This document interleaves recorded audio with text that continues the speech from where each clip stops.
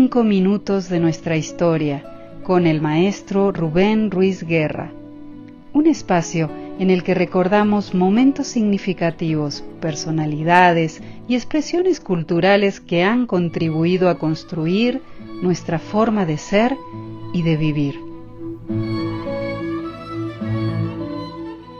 Hola, ¿qué tal? Soy Rubén Ruiz Guerra de la Universidad Nacional Autónoma de México y les doy la bienvenida a una nueva emisión de 5 minutos de nuestra historia. Esta es una producción de la sede de la Universidad Nacional Autónoma de México en Chicago y del Centro de Investigaciones sobre América Latina y el Caribe de la misma institución. El día de hoy vamos a hablar sobre una fecha muy importante en la sociedad mexicana. El 14 de diciembre del año de 1974, la Cámara de Diputados de nuestro país promulgó unas leyes que garantizaban derechos políticos y civiles a las mujeres.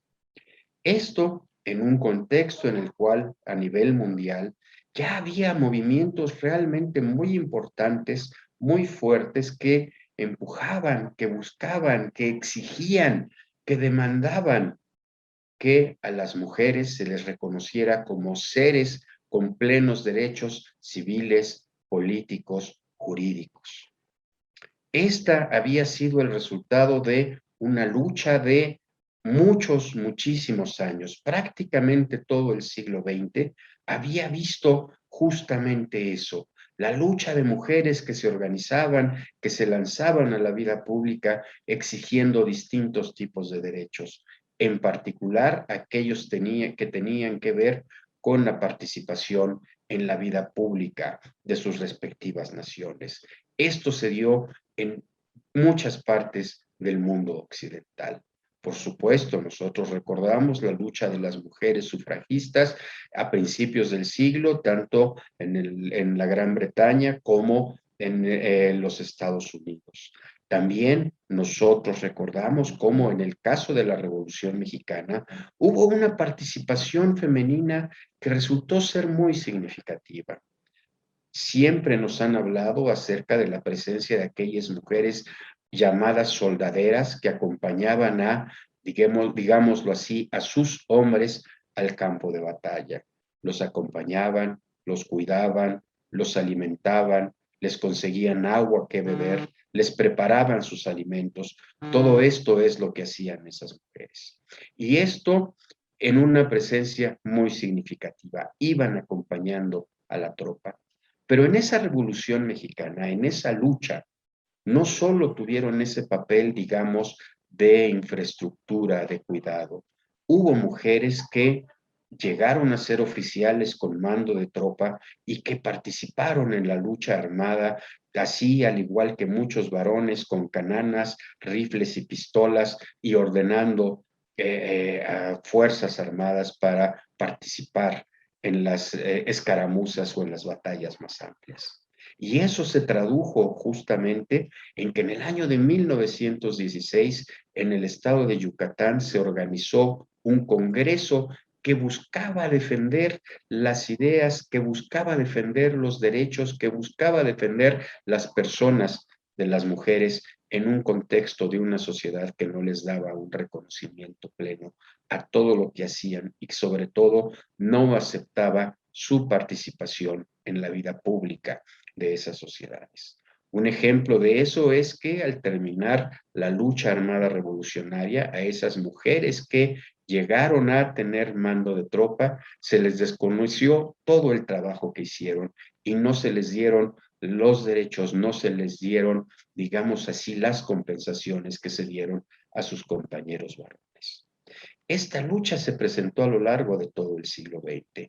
Un par de momentos importantes se dieron en la década de los años 30, cuando muchas mujeres organizaron asociaciones femeninas para participar en distintos aspectos de la vida que fueran más allá del cuidado de la salud o cosas que se le parecieran. Y esto resultó en que el presidente Lázaro Cárdenas en algún momento propuso una ley para darles el voto, ley que no fue aceptada finalmente.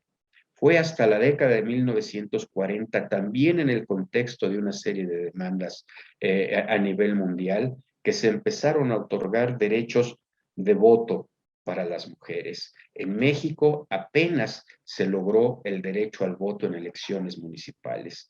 Fue hasta 1953 que se concedió el derecho pleno del voto a las mujeres en nuestro país, uno de los últimos países, aún en Latinoamérica, en aceptar este derecho.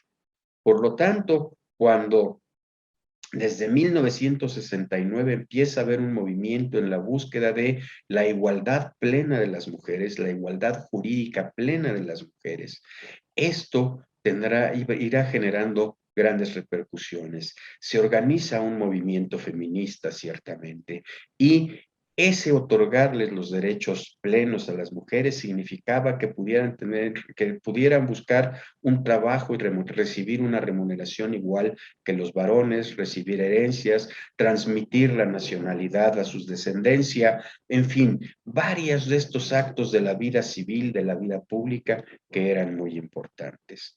Este paso que en México se da en 1974 precede a la organización del primer Congreso Mundial acerca de las mujeres, convocado por la Organización de las Naciones Unidas, que se llevará a cabo en el año de 1975. Como nos podemos dar cuenta, México ha sido un país que ha estado inserto en los procesos sociales del mundo occidental, ni más ni menos. Somos parte de ese universo y respondemos también a los intereses y las necesidades de ese universo. La lucha por los derechos, por la igualdad, por el derecho de las mujeres a vivir una vida sin violencia, a vivir una vida con plenitud, todavía tenemos que trabajarlo mucho. Está ya una estructura legal que se ha venido perfeccionando desde el año de 1974, pero todavía tenemos que avanzar mucho en términos culturales y sociales. Hasta aquí esta cápsula. Soy el maestro Rubén Ruiz Guerra de la Universidad Nacional Autónoma de México y les invito a que nos veamos en la próxima.